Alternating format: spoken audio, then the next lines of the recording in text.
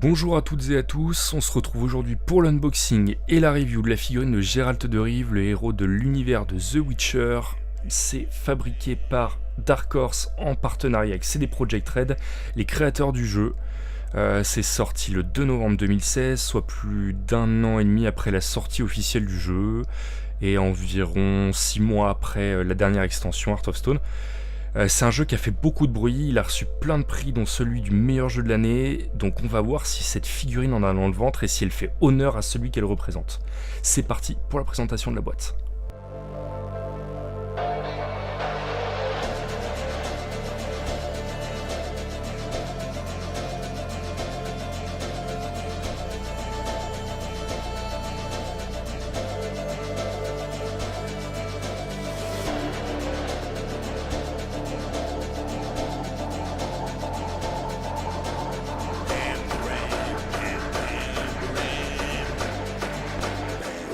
Voici la bête, c'est une grande boîte, hein. Sincèrement elle est très très grande cette boîte. Elle mesure 32 cm de haut, 20 de large et 17 de profondeur. Alors qu'est-ce qu'on peut voir sur cette boîte ? Eh bien c'est clairement une boîte vitrine, hein. Sur la première face on voit la figurine de Geralt sous plastique, on peut voir les fabricants, donc Dark Horse Deluxe avec CD Projekt Red, les créateurs du jeu qui ont participé, le nom du personnage en anglais et les limitations d'âge avec l'univers de The Witcher 3 Wild Hunt. Sur la face de gauche, on voit l'emblème de l'école du loup, en gros. Sur la face arrière, on peut voir les figurines dans la même gamme par Dark Horse. On peut voir Ciri, Yennefer, Triss et Redin. Et il faut savoir que Dark Horse est sur le point de sortir une nouvelle série de figurines. Je crois qu'il y aura Shani, il y aura Jaskier, il y aura une nouvelle figurine de Geralt, peut-être d'autres, je me souviens plus. Ah, et puis sur la face de droite, voilà, un superbe dessin de Geralt en train de sortir son épée de son fourreau. Cette image est magnifique.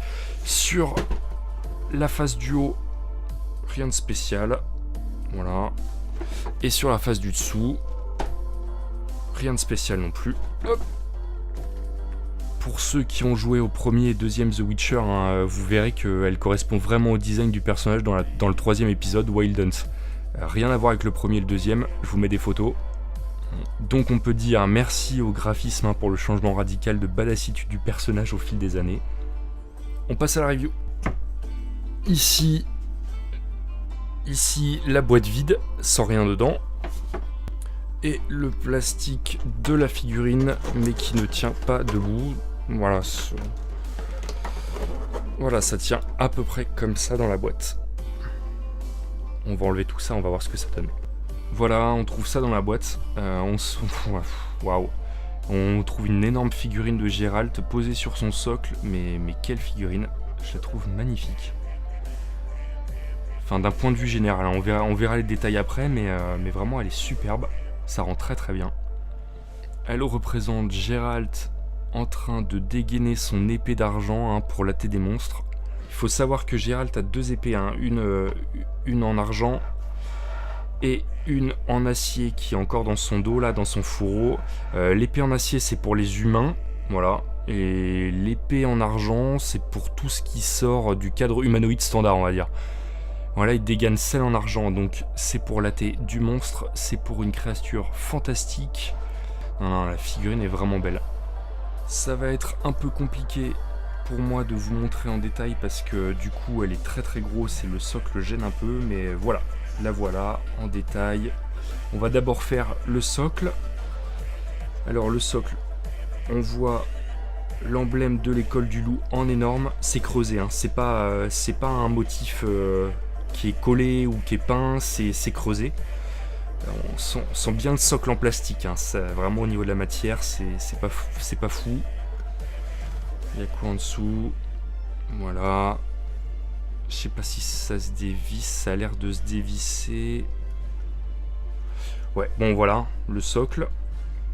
Au niveau du visage, le visage est assez ressemblant, c'est sympa. C'est juste peint, hein, pour les cicatrices.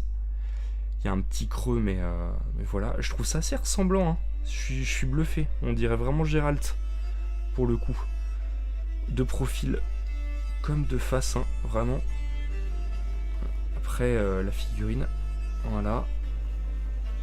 C'est réaliste. On a l'impression de voir des vrais vêtements, même s'il y a des petites bavures de peinture ici. La cotte de maille. La cotte de maille, ça donne quoi? Il y a quelques problèmes de répartition de peinture aussi pour la cotte de maille, mais c'est assez ressemblant. On voit bien là, ils ont fait une montée de matière pour faire comme si c'était des vraies épaulettes. On voit un défaut de cheveux là ici au niveau du moulage. Ils ont juste recollé ce morceau là. C'est souple, ouais, c'est sympa. C'est sympa. Bon, c'est un seul bloc, ça fait un peu, mais c'est pas très grave. On peut pas, on peut pas tirer sur l'épée. Hein. J'ai essayé, mais rien à faire. Ici,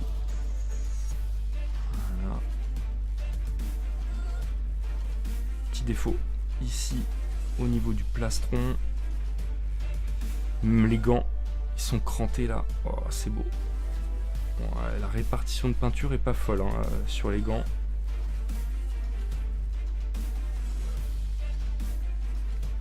Oh là là là là là là, j'adore. Je trouve ça magnifique. Je la trouve magnifique cette figurine. Chaque détail là, on a l'impression de voir du cuir. C'est sympa. Ah non, les couleurs sont belles et tout. Oh là là. Et bah franchement, pour le prix, hein, il faut savoir qu'elle était à 30 €, aux alentours de 30-35 €. Non, c'est du super bon boulot. Ah, j'aime beaucoup.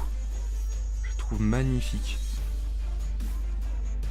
Je vous mettrai des photos hein, en détail pour que vous puissiez voir un peu plus ce que ça donne statique. Voilà, au niveau du détail, c'est assez grossier. Hein, si on regarde un peu partout, on trouve des petits défauts de peinture, des petits problèmes de colle, des petits problèmes de moulage, mais vraiment, vraiment, d'un point de vue général. Oh là, cette figurine, wow, j'adore. On dirait qu'il va vous latter la gueule. Non, non, vraiment, vraiment, on dirait qu'il est là pour vous. On dirait qu'il a trouvé son monstre et qu'il s'apprête à vous sauter dessus. Regardez ça. Waouh. Le crochet pour accrocher le trophée. Ils ont même pensé... Oh, regardez, c'est souple. Ça, c'est souple, ça, là. Si, ça, c'est souple aussi, là, ici. Ah, c'est sympa. Non, franchement, ouais. Franchement, j'adore. J'adore cette figurine. Elle ira très bien sur mon étagère. Je la conseille. Voilà, cette vidéo est terminée. J'espère qu'elle vous aura plu et qu'elle aura permis à certains de se dire je me la prendrai ou je me la prendrai pas dans ma collection. N'hésitez pas à mettre des commentaires sur la vidéo si vous aimeriez voir autre chose, avoir plus d'infos ou voir plus de détails. Un petit pouce bleu si vous avez aimé le contenu de la vidéo et n'oubliez pas de vous abonner à la chaîne, plein de vidéos arrivent, vous ne raterez rien. On se dit à bientôt, en attendant, profitez, ciao!